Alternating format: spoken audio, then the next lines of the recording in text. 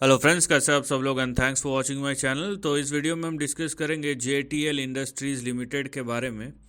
और ये इसका प्राइस चार्ट है, बहुत ही ज़्यादा स्ट्रेच हो चुका है। अगर आप देखेंगे, आप बोल सकते हैं कि 2020 से शुरू हुआ है।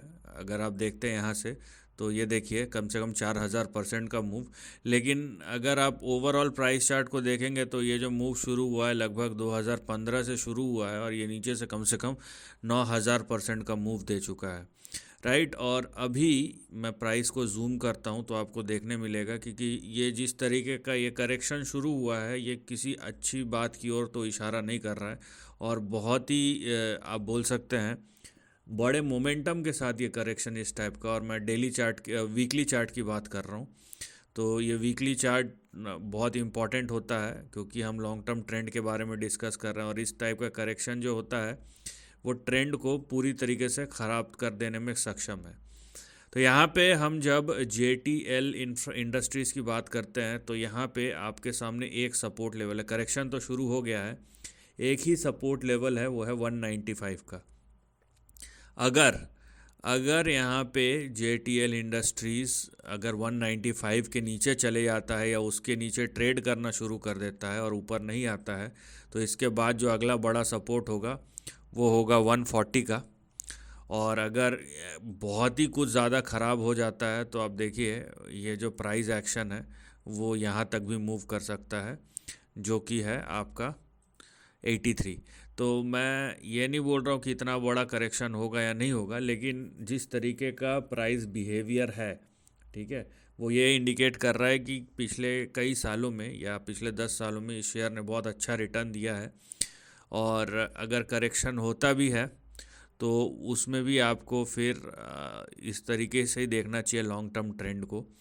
और यहाँ पे आप अगर आप देखेंगे प्राइस चार्ट को तो बहुत ही स्विफ्टली आप देखिए पिछले एक महीने में, इनफैक्ट पिछले 2 हफ्ते में ये शेयर 30% 33% करेक्ट हो चुका है, जो नॉर्मल से बड़ा करेक्शन है। इस मतलब 2 हफ्ते में 30-40% का करेक्शन हो जाना कोई छोटी बात नहीं है। नो डाउट ये एक मिड कैप या स्मॉल कैप कंपनी है, तो दोनों तरफ के प्राइस मूवमेंट बहुत ही बड़े होते हैं और इसीलिए इतना स्विफ्ट करेक्शन कुछ इंडिकेशन दे रहा है जो आपको समझना चाहिए। तो समझना क्या है, सबसे पहले तो हमें यहाँ पे जंप नहीं करना है। अगर आप बहुत ज़्यादा ऑप्टिमिस्टिक है तो इसको फिर से 278 279 के ऊपर जाने दीजिए। राइट नाउ 278 आपका रेजिस्टेंस है और 195 आपका स्टॉप लॉस।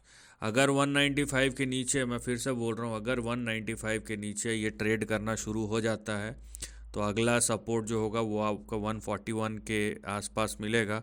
और अगर उसके भी नीचे चले जाता है तो देखिए आप यहाँ पे इतना बड़ा डाउन साइड खुल सकता है। तो अगर आप ओवरऑल ट्रेंड को देखेंगे, आप अगर नियर टर्म ट्रेंड को देखेंगे तो आपको लगेगा कि भाई बहुत करेक्शन हो चुका है, लेकिन आप ओवरऑल ट्रेंड को देखिए और उसके बाद डिसाइड कीजिए। और दूसरी बात, जब इस टाइप का करेक्शन होता है ना कि 2 हफ्ते में ही आपके 30-40% चले जाएं, तो ऐसे ट्रेंड को रिकवर होने में भी समय लगता है। कल तुरंत रिकवर नहीं हो जाएगा। अगर ऐसा होता है तो हम ये मान लेंगे कि ये एक फ्लैश करेक्शन था और मार्केट इसको वन डे करेक्शन करके इसको छोड़ देगा या उसके बाद फिर से तुरंत रिज्यूम हो जाएगा। लेकिन वो सब थ्योरी से अच्छा ये है कि अगर आप बहुत ज़्यादा ऑप्टिमिस्टिक है तो 279 के ऊपर जाने दीजिए।